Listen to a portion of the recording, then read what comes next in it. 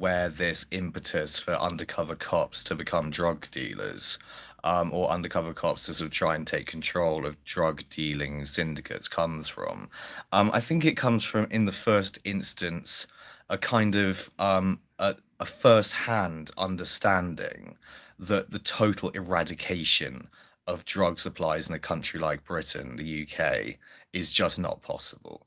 Not with a police force 10 times as large could you do it.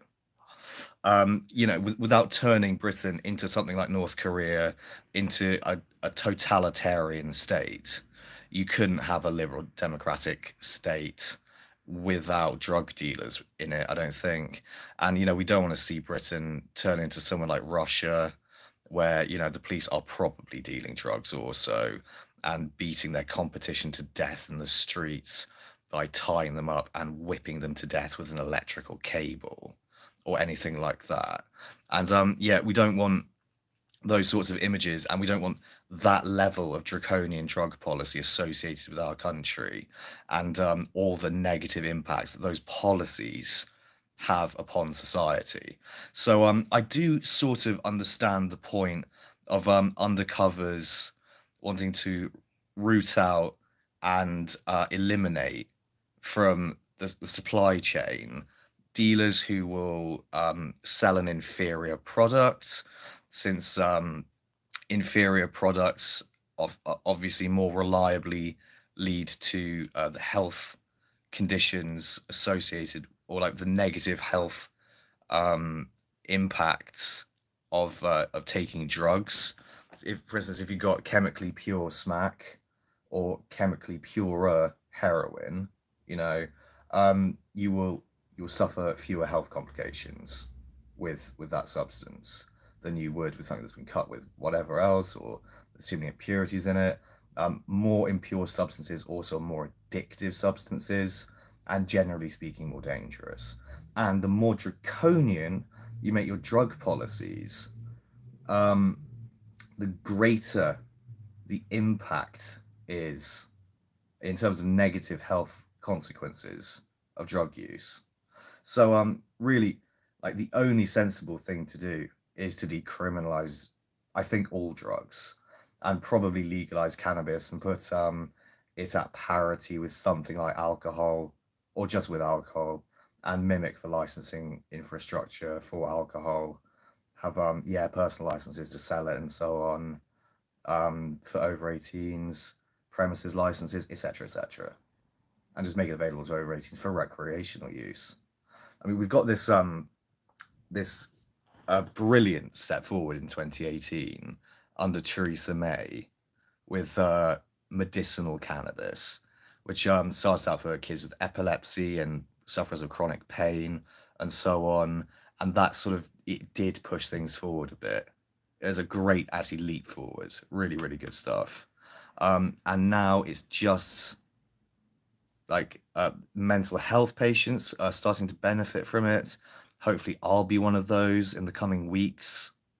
I get my first prescription of legal cannabis, nice indica, CBD dominant, but with THC, cannabis, dried flower of cannabis, and cannabis oil. I think it would be perfect. I think actually the other day I tried some sapphire weed because it was not strong. It looked exactly like the weed in the picture I saw, and I was like, this seems like it would contain about 5% THC and I think it's 10% CBD. It was exactly right. It was totally what I needed.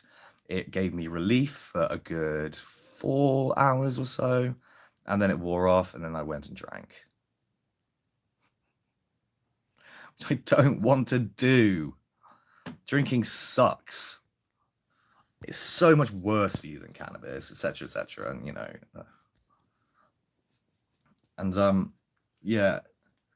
But back to this issue of undercover police people selling drugs.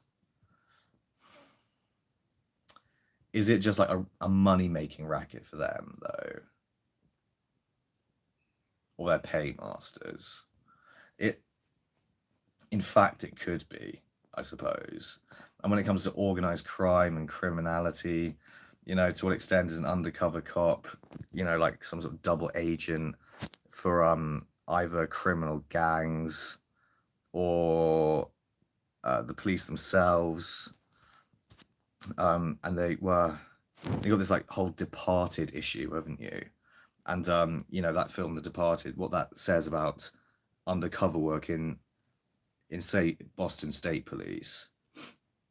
You got under Leonardo DiCaprio, guy who really is committed to bringing down this drug dealer guy who killed his father, as I understand it, or his uncle. And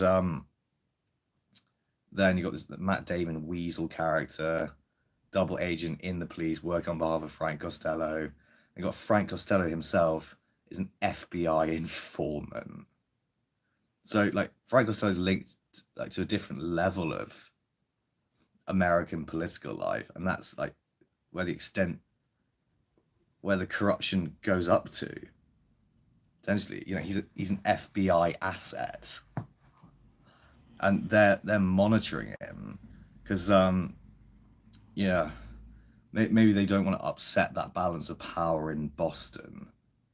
They don't want to create a power vacuum, then have whoever sweep in and take control. And this is more like how government and politics really works in terms of its links with crime. I don't think it's like as immutable and shape, or I think it's very messy, more like. And yeah, like power is delineated like different levels of society between FBI agents and mob bosses even. And Frank Costello is a fictional character, obviously, but then the likes of Whitey Bulger was an FBI asset informant. So yeah, it's a big struggle with organized crime, but decriminalize drugs and legalize cannabis and any kind of naturally occurring substance, I think, all the stuff will be gone like that. All gone. All the black markets, all the crime, the quality of life of everyone in Britain and America and Canada, so on, it'd improve. It would. It'd get better very quickly. But I mean, really, I think what you need to do is mimic the Portuguese model, a blanket drug decriminalization, legalization of cannabis for medicinal purposes, eventually for recreational purposes, and yeah, and more like the Netherlands, more like Portugal, more like Spain, and our countries would be better places to live. And hopefully more people would be smoking cannabis and we'd be more chill and less at one another's throats, less prone to squabbling and arguing pointlessly about bullshit. Maybe, just maybe. Hopefully soon.